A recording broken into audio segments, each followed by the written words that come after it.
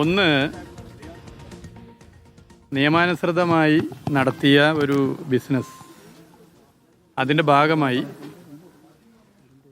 അതിൻ്റെ മറ്റു പ്രതിഫലം ബാങ്ക് അക്കൗണ്ട് വഴി വാങ്ങി നികുതി അടച്ചൊരു വിഷയം. ആ വിഷയത്തിൽ ഇതിൻ്റെ ഭാഗമായി വന്ന കേന്ദ്ര അന്വേഷണ ഏജൻസിയുടെ ഇടപെടലിനെ അന്ന് തന്നെ അതിൻ്റെ പിന്നിലുള്ള രാഷ്ട്രീയ വശം പാർട്ടി ചൂണ്ടിക്കാട്ടിയിരുന്നു. ആ അന്വേഷണവുമായിട്ട് എല്ലാ നിലയിലുമാണ് ബന്ധപ്പെട്ട സ്ഥാപനത്തിൻ്റെ ഉടമ സഹകരിച്ചതെന്ന് നമുക്കറിയാം. ഈ വിഷയവുമായി ബന്ധപ്പെട്ട രാഷ്ട്രീയ കാര്യങ്ങളൊക്കെ തന്നെ പാർട്ടിയുടെ ജനറൽ സെക്രട്ടറിയും പാർട്ടി സംസ്ഥാന സെക്രട്ടറിയും ചൂണ്ടിക്കാട്ടിയിട്ടുണ്ട്. ഞാൻ അതിലേക്ക് ഇപ്പോൾ കിടക്കുന്നില്ല.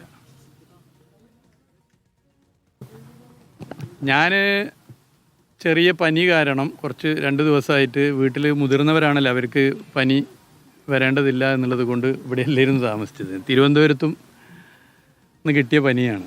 അപ്പോൾ അത് കാരണം മുതിർന്ന മാതാപിതാക്കളൊക്കെ അതിൻ്റെ ഭാഗമായി പ്രയാസപ്പെടേണ്ടതെന്നുള്ളത് കൊണ്ട് ഞാൻ കോഴിക്കോട് ഗവൺമെൻറ് ഗസ്റ്റ് ഹൗസിലാണ് താമസിച്ചത്.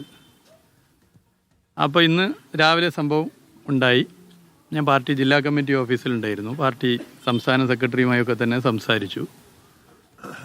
അപ്പോൾ ഇപ്പോൾ ഇതൊക്കെ കഴിഞ്ഞവർ പോയിരിക്കുകയാണ്. അതിൻ്റെ കടലാസ് നോക്കി വീട്ടിലുള്ളവരോടൊക്കെ സംസാരിച്ചു.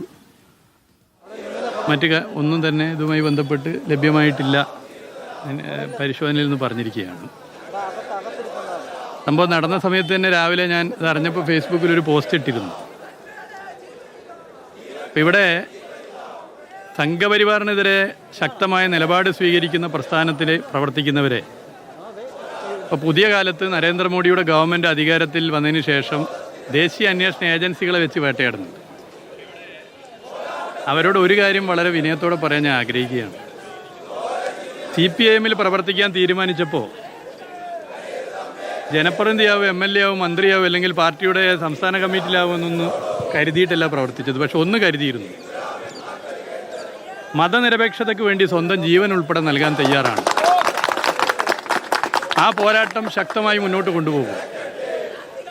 അതിന് ഏത് തരത്തിലുള്ള ഭീഷണി വന്നാലും ഈ പാർട്ടിക്കകത്ത് പ്രവർത്തിക്കുമ്പോൾ ജീവൻ പോയാലും തല പോയാലും നിന്ന് പോരാടും എന്ന് കരുതിയിട്ടാണ് ഈ പാർട്ടി പ്രവർത്തിക്കുന്നത്. അതുകൊണ്ട് ഇങ്ങനത്തെ ഓരോ സംഗതികളൊക്കെ കാട്ടി ഞങ്ങൾ കമ്മ്യൂണിസ്റ്റുകാരെ പേടിപ്പിക്കാൻ വേണ്ടി ഇങ്ങോട്ട് വരേണ്ടതില്ല എന്നുള്ളതാണ് ചൂണ്ടിക്കാട്ട് ആഗ്രഹിക്കുന്നത്. സംഘപരിവാറും കേന്ദ്ര സർക്കാർ ഉയർത്തുന്ന തെറ്റായ നിലപാടിന് ഇനിയും തുറന്നു കാണിക്കും. അതിന് ED അല്ല, ഇനി അതിലും വലിയ D വന്നാലും ഒരു പ്രയാസമില്ലാതെ നേരിട്ട് മുന്നോട്ട് പോകും. രാഷ്ട്രീയ പ്രവർത്തനം ശക്തമായി തുടരും. ഇതിൻ്റെ മറ്റു വശങ്ങളിലേക്കൊന്നും ഇപ്പോൾ ഞാൻ കടക്കാൻ ആഗ്രഹിക്കുന്നില്ല. പാർട്ടി സംസ്ഥാന സെക്രട്ടറിയും പറഞ്ഞിട്ടുണ്ട്, പാർട്ടി ജനറൽ സെക്രട്ടറിയും പറഞ്ഞിട്ടുണ്ട്. അതിൻ്റെ മുകളിലല്ല ഞാൻ പറഞ്ഞോട്ടെ, നിങ്ങൾ തിരക്കൂട്ടല്ലേ. ഞാൻ ഇതിൻ്റെ മറ്റു വശങ്ങളിലേക്കൊന്നും ഇപ്പോൾ കിടക്കാൻ ആഗ്രഹിക്കുന്നില്ല. ഇത്രയും പറയാനുള്ളൂ. എന്തായാലും നിങ്ങൾ പങ്ക് സംശയിക്കുന്നുണ്ടോ? അല്ല, ഞാൻ അതിൻ്റെ മറ്റു വശങ്ങളിലേക്ക് ഇപ്പോൾ കിടക്കുന്നില്ല. അത് സംസ്ഥാന സെക്രട്ടറിയും പാർട്ടി ജനറൽ സെക്രട്ടറിയൊക്കെ പറഞ്ഞു. ഞാനിപ്പോൾ അത് കഴിഞ്ഞ് ഇവിടേക്ക് വരികയാണല്ലോ. അപ്പോൾ ഞാൻ നേരത്തെ വന്നു കഴിഞ്ഞാൽ ഇവിടെ ഒരു സീനാവും, അങ്ങോട്ട് കിടത്തി വിടില്ല, അല്ലെങ്കിൽ പ്രശ്നമാവും. പിന്നെ ഞാൻ സമ്മർദ്ദം ചെലുത്തി എന്നൊക്കെയുള്ള പ്രശ്നം ഞാൻ പാർട്ടി സംസ്ഥാന സെക്രട്ടറിയുമായും പാർട്ടിയുമായും കൂടി ആലോചിച്ചപ്പോൾ അപ്പോൾ വരേണ്ടതില്ല, ഇത് കഴിഞ്ഞിട്ട് വന്നാൽ മതി എന്ന് പറഞ്ഞതാണ്. അല്ല, ഇത് കേൾക്കട്ടെ, അതുകൊണ്ടാണ് വന്നത്. അപ്പോൾ വന്നിട്ടല്ലേ ഉള്ളൂ, ഞാൻ ജസ്റ്റ് അവരെ കണ്ടിട്ടുള്ളൂ. നമ്മൾ ഇനിയൂടെ ഉണ്ട്, ഇനിയും നമുക്ക് കാണാം. അല്ല, അതിലേക്കൊന്നും ഞാനിപ്പോൾ ആ വശത്തിലേക്കൊന്നും ഇപ്പോൾ കിടക്കുന്നില്ല. ഇനിയും നമുക്ക് കാണാം. പിന്നെ ഒന്നുകൂടി പറയാം, CPIM പ്രവർത്തിക്കാൻ തീരുമാനിക്കുമ്പോൾ ഇതൊക്കെ നേരിടേണ്ടി വരുമെന്ന് കരുതിയിട്ട് തന്നെയാണ് പ്രവർത്തിക്കാൻ തീരുമാനിച്ചു. ആ പ്രവർത്തനം ഇനി ശക്തമായിട്ട് തുടരും.